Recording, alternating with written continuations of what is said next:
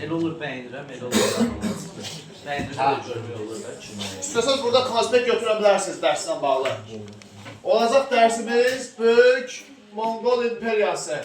1206-1227. Monqolların xəritədə yerini bilən var. Bəli, Çindən Açın sizə topuda göstərim. Topuda rahat xəritədə yeri yadınızda qalacaq. Səhifə 107-ni açın. Səhifə 107 topuda. 2-yə baxın. 43-cü testdə 2. Səhifə 107-də. 43-cü testdə baxın. Səhifə 2. 43-cü testdə 2-yə baxın.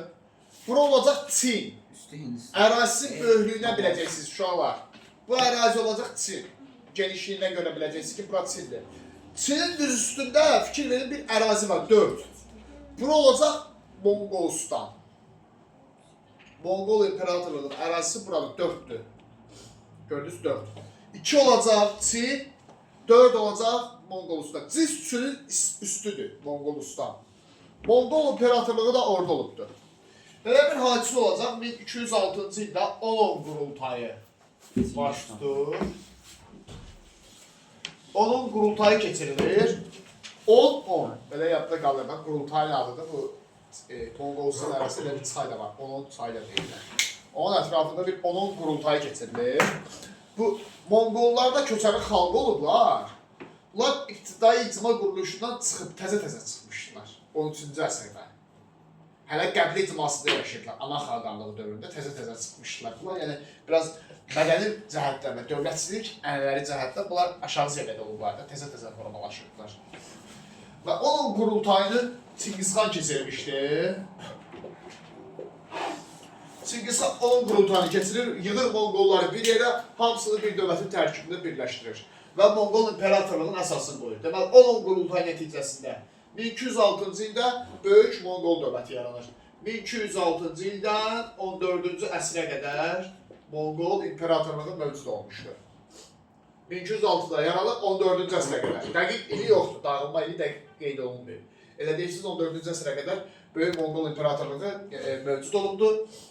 Dövləti kim yaradıb? Çingizxan. Çingizxan hakimiyyət illərinə baxsınız. 1206-1227.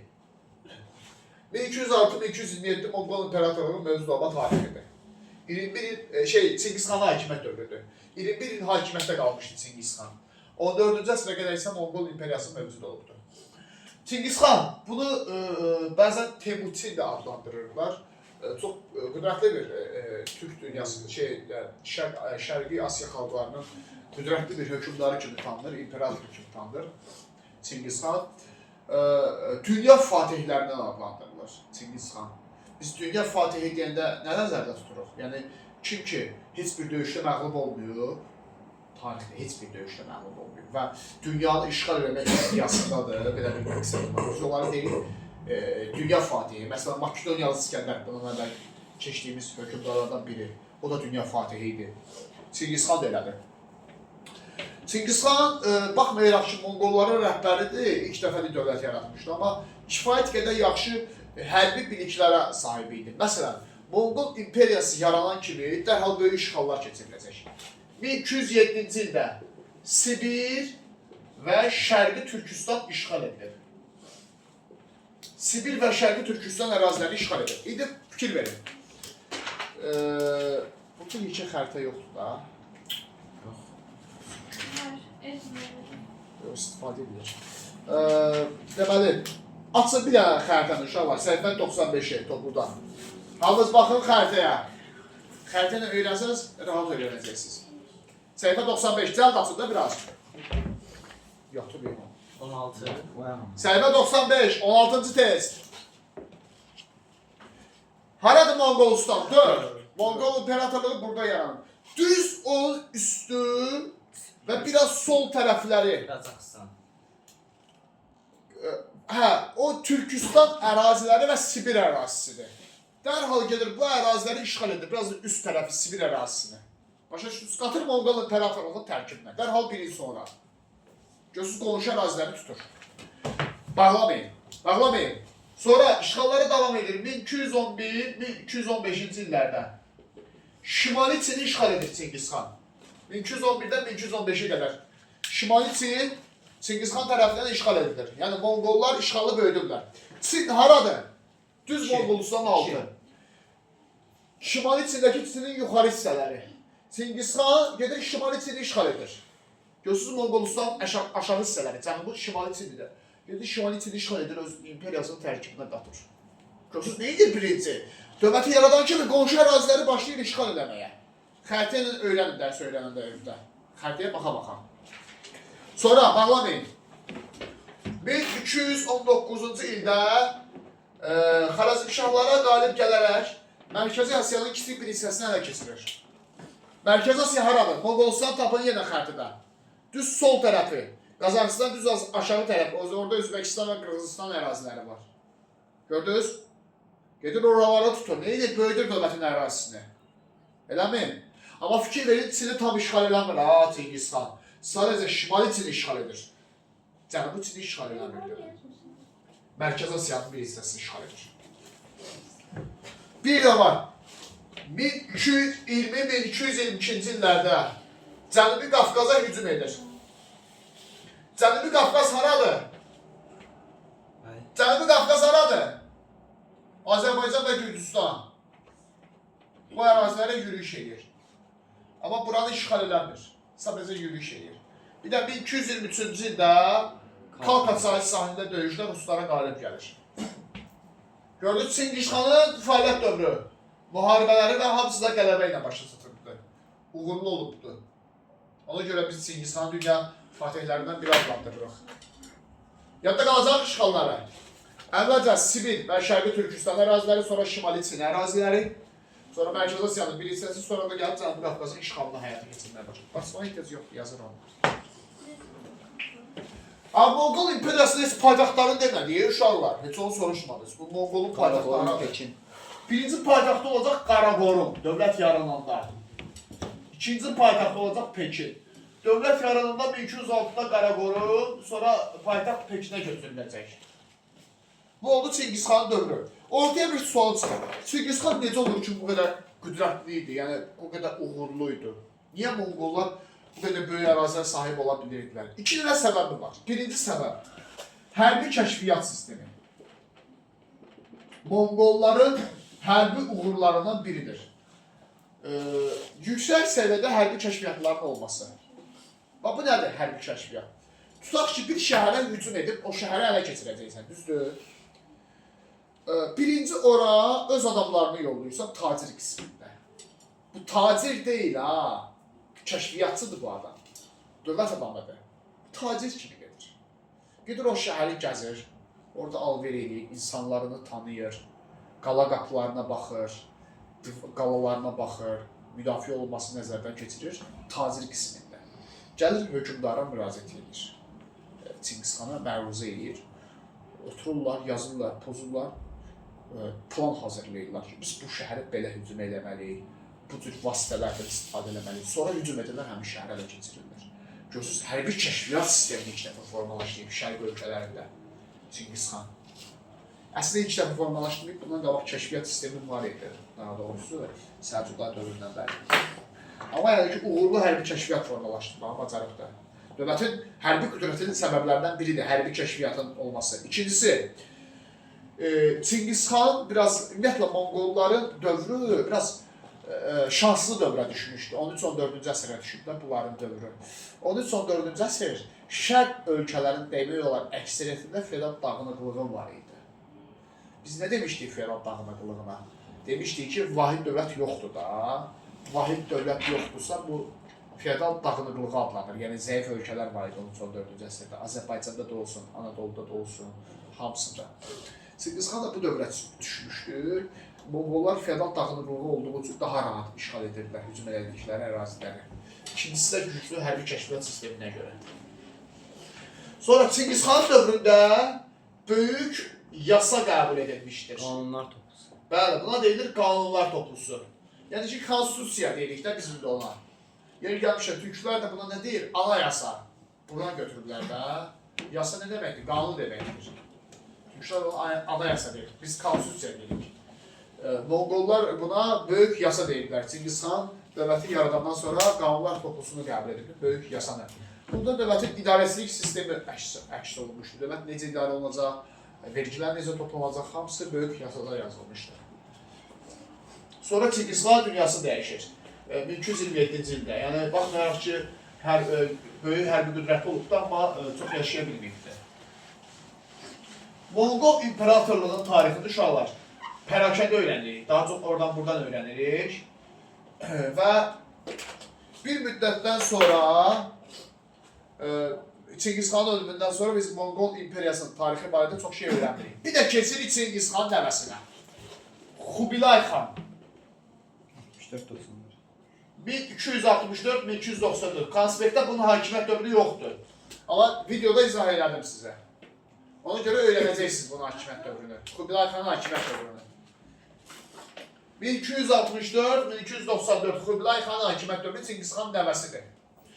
Xubilayın dövründə çox elə bir şey yoxdur. Yəni, bu dövr rahatdır. Xubilayın dövrü. Bir də nə var Xubilayın dövründə? Paytaxtı Pekinə götürüb Xubilay xan. 1264-cü ildə gördüyünüz kimi. Dövlətin paytaxtı hansı şəhər idi? Qaraqorum, Çingiz xan dövründə. Amma Xubilay gəlir, paytaxtı Pekinə götürür. Bir dənə tədbir oldu. Bir də Cənubi Çin işğal edilir. Şimali Çini kim işğal eləmişdi? Çingiz xanın işğalıymış. Çingiz xan işğal eləmişdi Şimali Çini. Yadınızdadsa bayaq dedim dərsin əvvəlində ki, Çingiz xan bütün Çini işğal eləmir. Çini sadəcə şimal torpaqlarını işğal edir. Bilirsiniz də Çinin də ən məhsuldar əraziləri şimal əraziləridir. Amma Cənubi Çin qalmışdı axı. Bax, Cənubi Çinin işğalı Ücət Xubilayın dövründədir, nəvəsinin dövründədir. Desə, bütün Çinin işğal edilməsi Xubilayı götürürsünüz. Çünki Cənubi Çin bütün Çin deməkdir də. Və özünü Çin imperatoru elan eləmişdi Xubilay xan. Bütün Çin işğal edərək özünü Çin imperatoru elan edir. Olur həm Monqol imperatoru, həm Çin imperatoru. Bir də ki, paytaxtı dediyi Pekinə götürmüş, hakimiyyətə gələndən sonra. Bu olur Xubilayın dövrü. Böyük Monqol imperiyasının tarixi oldu. Bitti. Sualımız qaldı bununla bağlı. Yəni ki, bir Çingiz xan dövrüdür. Çingiz xanda daha çox işğallardır. Bir də Xubilay xan dövrüdür. Onun dövründə 2-3 dənə tədbir verir. Monqol imperiyası 14-cü əsrə qədər mövzu olacaq. Sonra yavaş-yavaş parçalanacaqlar. İndi gəlirik Qızıl Orduya. Bu oldu Monqollar. İndi gəlirik Qızıl Orduya. Qızıl Ordu dövləti. Tunar, saat neçədir? 45. 20 dəqiqə qalıb. 30. O saat 5 dəqiqə gəldi. İndi gəlirik Qızıl Ordu dövlətinə. Əslində bu dövlətin adı Qızıl Orda dövlətidir. Bizim tarixçilər bunu səhv tərcümə edirlər. Siz də məcbur qalırsınız, səhv olanı öyrənirsiniz. Qızıl Orda öyrənirsiniz. Çünki kitabda elə yazıb elə öyrənməlisiniz. Uşaqlar, Qızıl Ordu bir Monqol ulusudur. Ulus nə deməkdir Monqollarda? Ulus Monqollarda inzibati bölgüdür, dövlətdir. Yəni nə deməkdir? Bu da bir Monqol mənşəli dövlətdir. Amma Monqoldan ayrılıb yaranan bir dövlətdir. Başa düşdünüz nə? Yəni mənşə olaraq Monqol mənşəli. Ona görə biz Qızıl Ordunu Monqolla eyni dərsi öyrəndik. Görürsünüz, ikisini bir yerdə keçdik. Hətta kitabda belə eyni paragrafın içində veriblər. Çünki Monqollardan ayrılan yaranan bir Monqol dövlətidir. Bizdəki tutaq ki, şey kimi düşünün. Salaridə necə Şəddadilər ayrılıb dövlət olub, amma ayrı dövlətlərdir. Burada da onun kimi. Yəni, Monqoldan ayrılıb yaranan Qızıl Ordu. Amma ayrı dövlətdir, ayrı tarixi var. Bir tədbir var. 1235-ci il Qaraqorum qurultayı. Qaraqorum demişdik, hansı dövlətin paytaxtı idi? Monqolların. Çingiz xan dövləti yaranan Monqolların paytaxtı idi.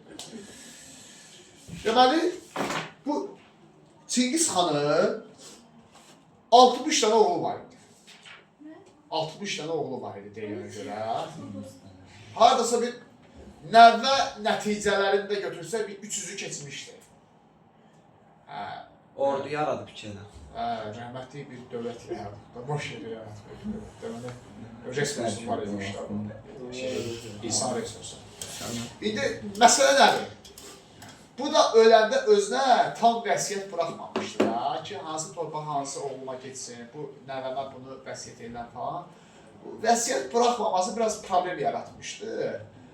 Dövlətdə biraz problem yaratmışdı ki, bu tez ölür özləri deyil. 1227-də ölmüşdü Cengiz xan.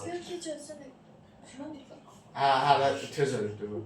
İndi bu Cengiz xan öləndən sonra bunun oğulları arasında, bəzi oğulları arasında, nəvələri arasında taxta uğruna mübarizə başlayır. O dəqiq bilmirəm. Məncə 50-ni keçmişdim hələ gəlir. Yox, bu söhbət 60 dənə uşağı olmaz mənim. O düzdür. 60 dənə uşağı mənim. Uşağı yox, hələ oğlu. Qızlar da olub bu, necə onu yazmışsan.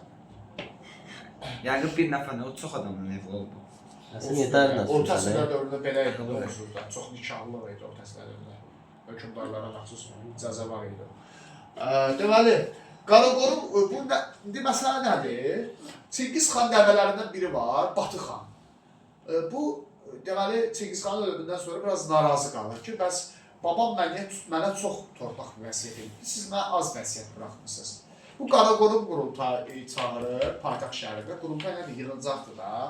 Burada o əmiləri, nə bilim, əmisi uşaqları oturur, yığıncaq edirlər. Bu, birdən ayağa qalxıb qışqırmağa sağır ki, bəs mənim haqqıma gelirsiniz, babam məni çox istəyirdi, mənə daha çox torpaq buraxıb, bəs mənim torpağımı verir, deyirlər ki, bu da vəsiyyəti budur, sənə bu qədər veribdir, istəmirsən götürmə.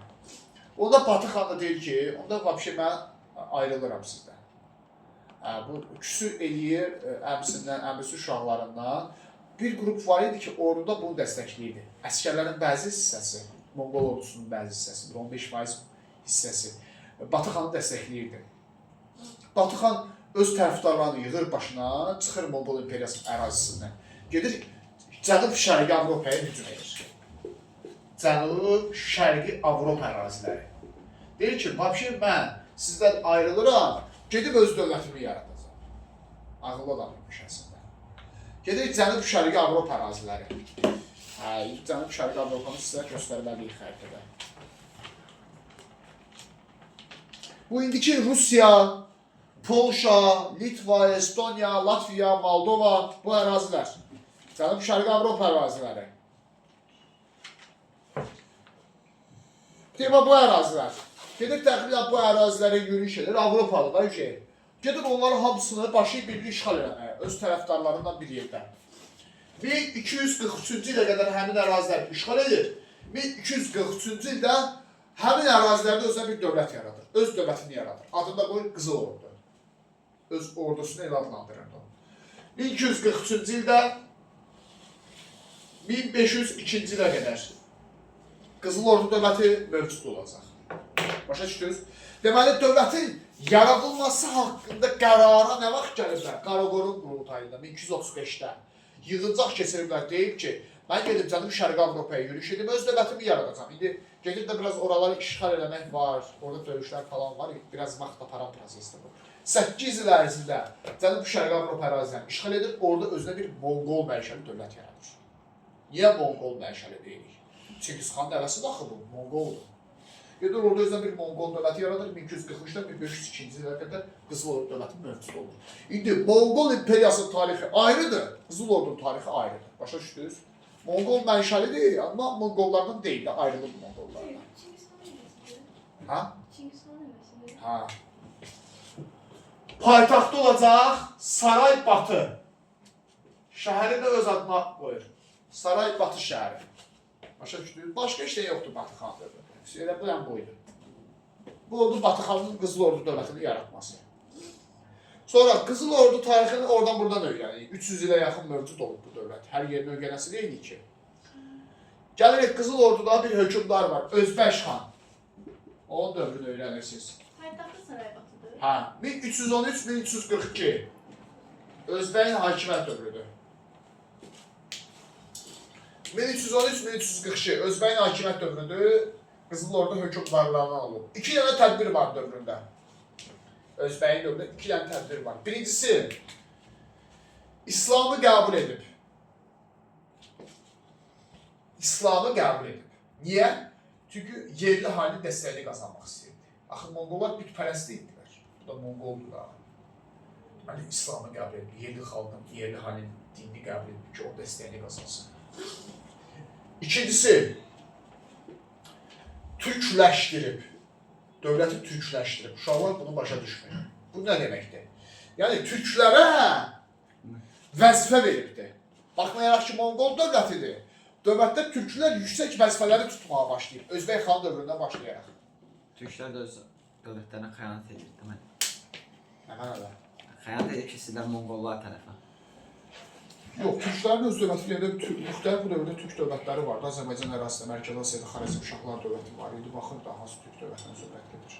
Yəni türklər vəzifədə təmsil olmağa başladılar özbəyi dövr. İki dənə tədbir var. Gördüyünüz kimi müharibə yoxdur, sülh yoxdur, siyasi, iqtisadi tədbirlər yoxdur. Sırf iki dənə mədəni tədbir var özbəyi dövründə. Qızıl Ordu hökmdarıdır.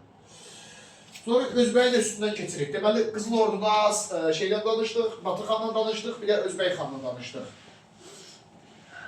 Üstündən bir müddət keçir. Gəlirik Kulikova döyüşünə. 1380-ci çox əhəmiyyətli hadisədir. Bunu yaxşı öyrənin. Kulikova döyüşü baş verəcək Ruslar və Qızıl Ordu arasında. Ruslar Qızıl Ordu məğlub edəcək.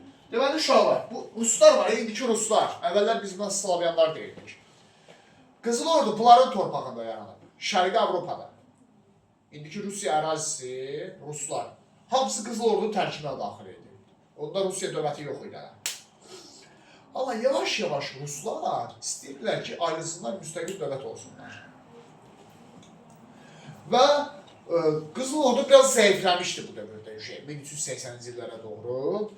Rus knyazları hamısı yığılır bir yerə. Rusların da ərazisi həmişə böyük olub baxar. Ruslar sadəcə çox olurlar. Yığılışırlar bir yerə, Qızıl Ordu'dan döyüşə girirlər. Kulikova döyüşü.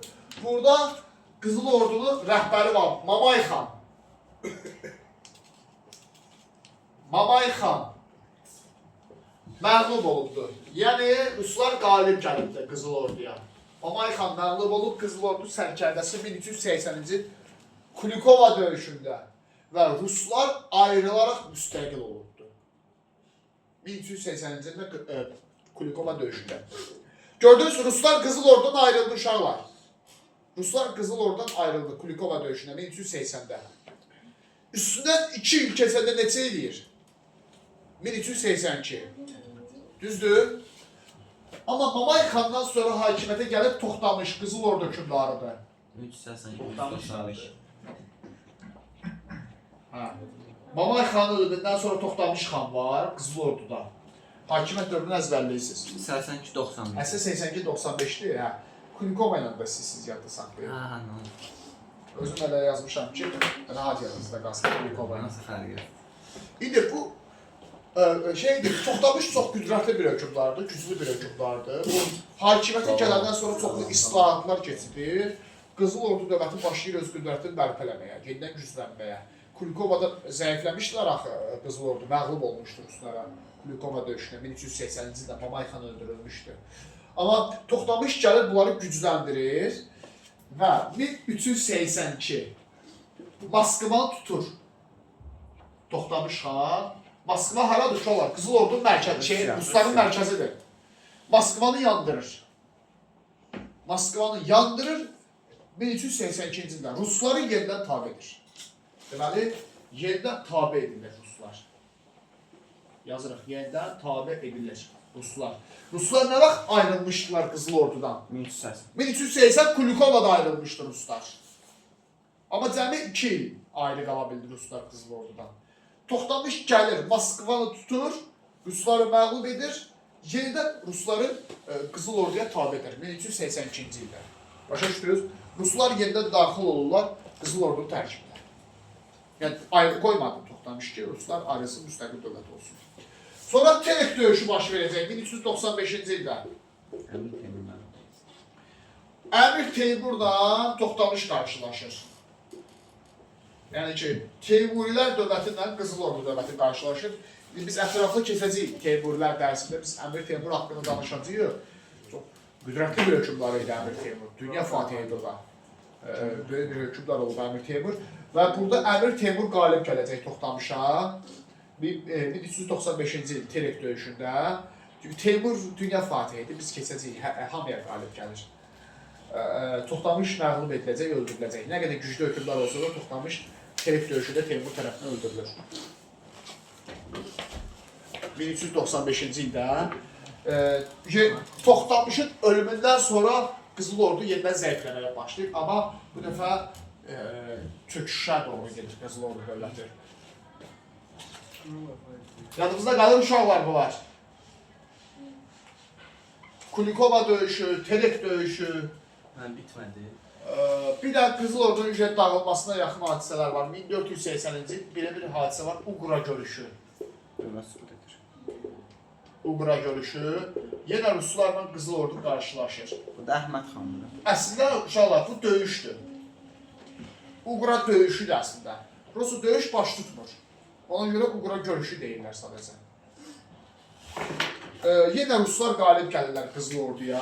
Bayaq da Ruslar Qızıl Orduya qalib gəlmişdilər. 1380-də Kulikova döyüşündə. İndi də 1480 Uqra görüşü. Görürsünüz, rahat yadda qalır. Kulikova 1380, Uqra 1480. Arada 100 il var. İkisində də Ruslar Qızıl Ordunu məğlub eləmişdi. Amma bu dəfə Ruslar bir dəfəlik məğlub edirlər Qızıl Orduna. Moskva knyazı var idi, 3-cü İvan. 3-cü İvan Qızıl Orduya qalib gəlir.